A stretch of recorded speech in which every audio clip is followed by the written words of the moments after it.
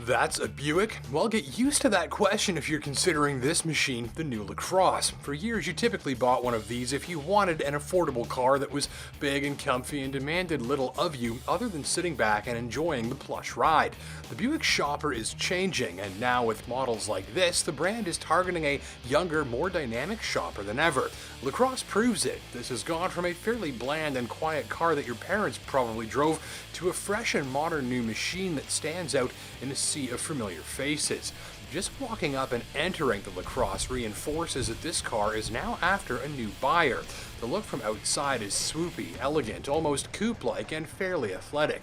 It is gorgeous from any angle, and you get in and straight away that's all reflected in the interior.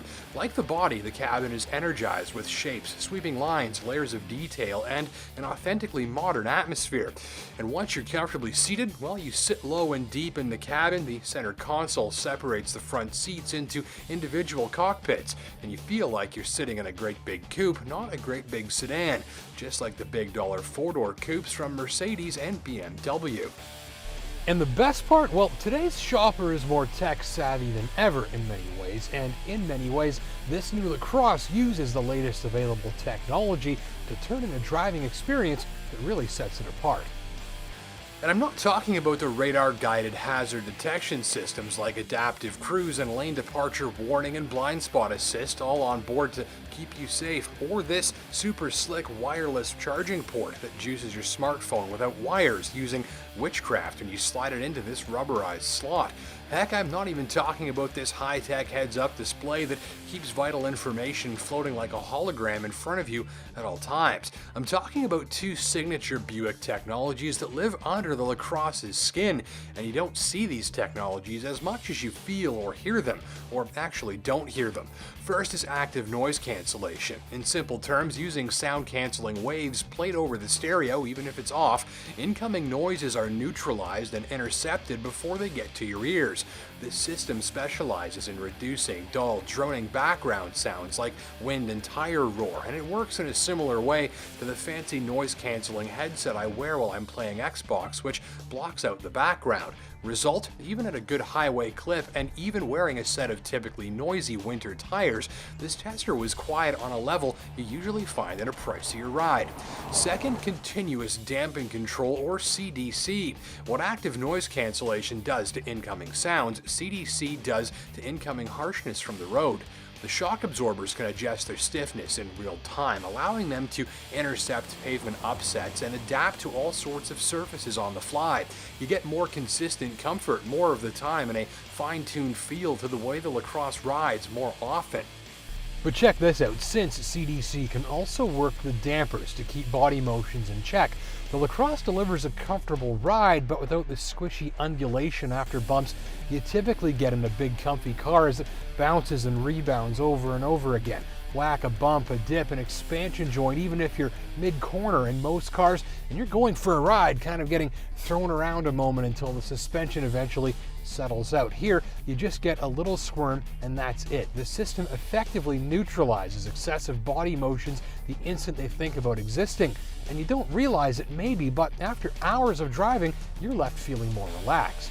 And so to sum that all up, the LaCrosse's ride and more broadly, the hours-long highway cruising experience are this machine's strongest asset.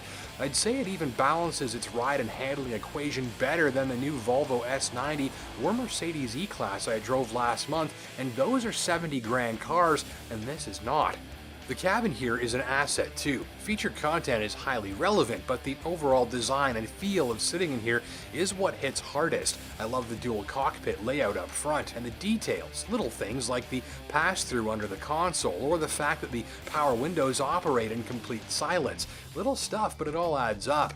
I also love that they've taken some risks with the daring look to the cabin's shape and layout, and I love the spacious rear seat and the low roofline and the way that you feel like you're sitting back and socializing from deep inside of your own rolling luxury lounge. And with built-in Wi-Fi streaming high-speed data to multiple devices, you can of course socialize the way people socialize these days, like this. It's all powered up by a 3.6-liter V6, updated and enhanced to be easier on fuel, more powerful and more refined this year. You get 310 horsepower. I got great highway cruising mileage at about 9 liters per 100 clicks. Power output, once the often lazy automatic transmission gets around to downshifting, is pleasing. There's plenty of sauce for passing and merging. The engine sounds nice when worked, never feels strained, and maybe more importantly, when you're driving gently, it almost never makes a peep, and it's so smooth you'd hardly know it was there at all. LaCrosse's slim new body helps the engine meet its goals too. This car is 300 pounds lighter this time around, which automatically increases performance and efficiency. The tester got all-wheel drive, a new twin-clutch system that's faster acting and more precise, but sadly, the snow never came, so I can't really show you how it works when it's slippery. But I can say she will get off the line without any drama if the pavement is wet. Gripes, nothing huge. The shifter takes a bit of getting used to since you have to push it forward and to the left for reverse, which is weird, and the lighting system after dark is average for this segment, nothing more.